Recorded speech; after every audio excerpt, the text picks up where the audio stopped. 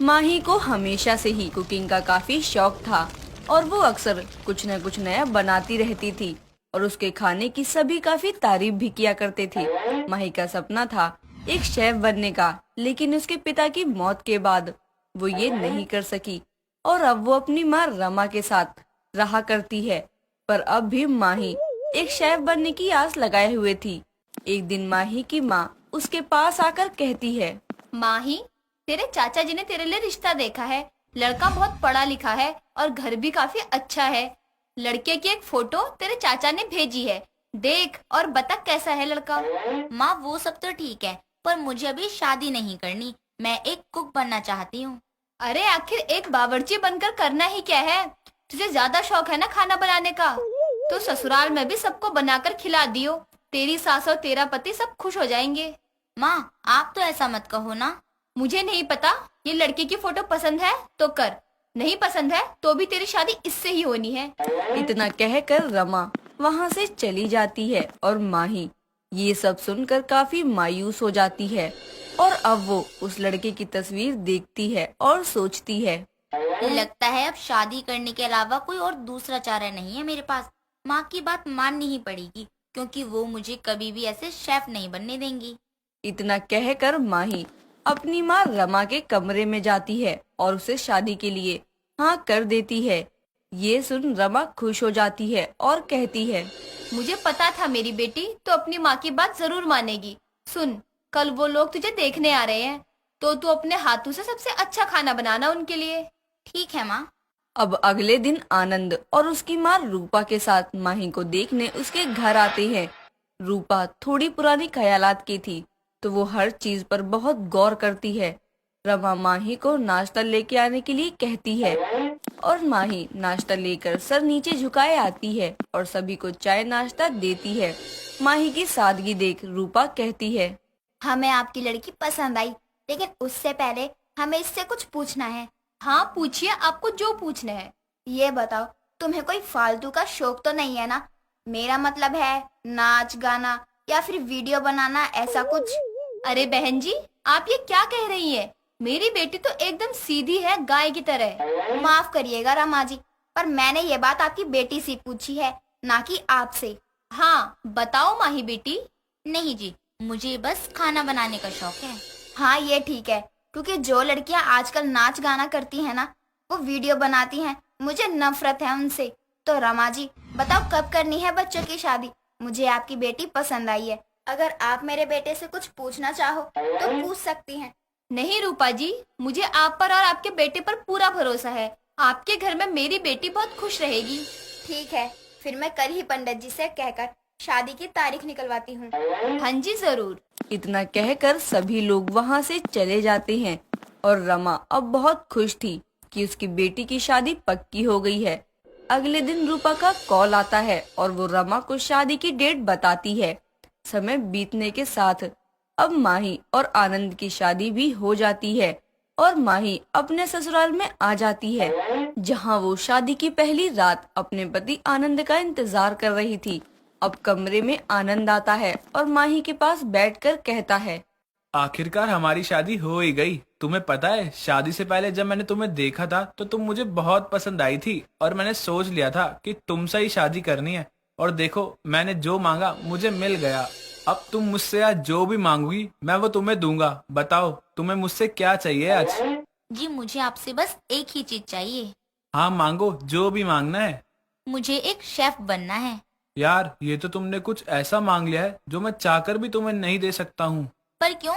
अभी तो आप कह रहे थे कि आप कुछ भी कर सकते हैं मेरे लिए। अब क्या हुआ जी?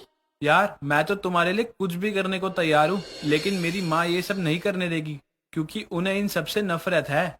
तो मैं अब क्या करूं? घर पर माँ ने कभी सपना पूरा होने ही नहीं दिया और सोचा था कि अपने पति के घर जाकर अपना सपना पूरा करूंगी, पर यहाँ पर तो पति भी मेरे सपनों को पूरा नहीं करना चाहते हैं। लगता है मैं इसी अधूरी इच्छा के साथ मर जाऊंगी। ऐसा मत कहो माही, पर मुझसे जो भी होगा मैं करूँगा। ठीक है, अब शांत हो जाओ, आज हमारी शादी की पहली रात है। इतना कहने के बाद दोनों एक दूसरे के साथ अपनी शादी की पहली रात को एंजॉय करते हैं।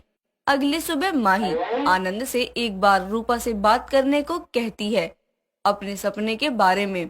आनंद खाने के समय अपनी माँ से हिचकिचाते हुए कहता है, माँ, खाना अच्छा बना है ना? हाँ ये तो है, माँ ही खाना अच्छा बना लेती है। बहू ऐसे ही घर में मन लगाकर काम किया करो। माँ, माही ने मुझे बताया था कि वो एक शेफ बनना चाहती है, पर उसके पापा के जाने के बाद वो ये कर ना सकी।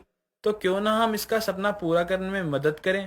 तेरा दिमाग तो ठीक है ना, एक दिन भी नहीं हुआ इसे घर पर आए हुए और तू इसकी साइड लेने लगा। तू क्या चाहता है, ये लड़की बाहर जाकर होटलों में खाना बनाए और सब हमारा नाम खराब करे और हमारा मजाक बनाए? ना, मेरे जीते जी ये सब नहीं होगा, समझे तुम दोनों? इतना कहकर रूपा गुस्से से उठकर वहाँ से चली जाती है और माही अब फिर से उदास हो जाती है, ये सोचकर कि अब वो कभी भी एक शेफ नहीं बन पाएगी। एक दिन आनंद का एक दोस्त प्रीत उससे मिलने और माही को देखने आता है। माही बहुत तरह से अलग अलग पकवान बनाती है, जिसे खाकर वो कहता है, अरे वाह भाभी, आपके हाथ में तो जादू है। क्या कमाल का खाना बनाया आपने। मैं तो आपके खाने का फैन हो गया हूँ। अरे नहीं प्रीत जी, ऐसा कुछ नहीं है। अरे भाभी, ऐसा ही है। अरे आप तो अपने घर से ही ना ऑनलाइन रसोई भी चला सकती हैं। लेकिन वो कैसे होगा? अरे भाभी, आप यूट्यूब पे वीडियो नहीं देखती क्या? आजकल कितने लोग घर बैठे बिजनेस चला रहे हैं। यूट्यूब के जरिए आप भी कर सकती हैं। देखना, मुझे तो पक्का पता है आपका खाना ना सबको बहुत पसंद आएगा। प्रीत की बातें माही के मन में घर कर जाती हैं और अब वो सोचती है कि अगर सपना पूरा करना है तो ऐसे ही करना होगा जैसे प्रीत ने बताया है, और इसे घर में किसी को कुछ पता भी नहीं चलेगा और उसका सपना भी पूरा हो जाएगा। अब माही अपनी सास और अपने पति के बाहर जाते ही अपने फोन में यूट्यूब पर बहू की ऑनलाइन रसोई नाम से एक चैनल बनाती है और उस पर अपने खाने बनाने की वीडियो डालना शुरू कर देती है और लोगों को बहू की ऑनलाइन रसोई में बना खाना और उसकी रेसिपी बहुत पसंद आती है। लोग उसकी वीडियो पर बहुत शेयर और लाइक और कमेंट करते हैं। धीरे धीरे दिन गुजरते हैं और माही रोज घर खाली होने के बाद वीडियो बनाया करती। ऐसे ही अब पूरा 1 महीना हो जाता है और अब माही का बहू की ऑनलाइन रसोई चैनल भी तरक्की पर था। अब लोग माही को जानने लगे थे और एक दिन माही के पड़ोस में रहने वाली एक औरत माही की सास को रोककर कहती है, अरे रूपा बहन, ये वीडियो देखना, मुझे तो ये आपकी बहू लग रही है। तुम पागल हो गई हो क्या? हमारे घर की बहुएं ये सब काम नहीं करती हैं, समझी तुम? अच्छा जी, तुम तो बड़ी नाक वाली बन रही हो।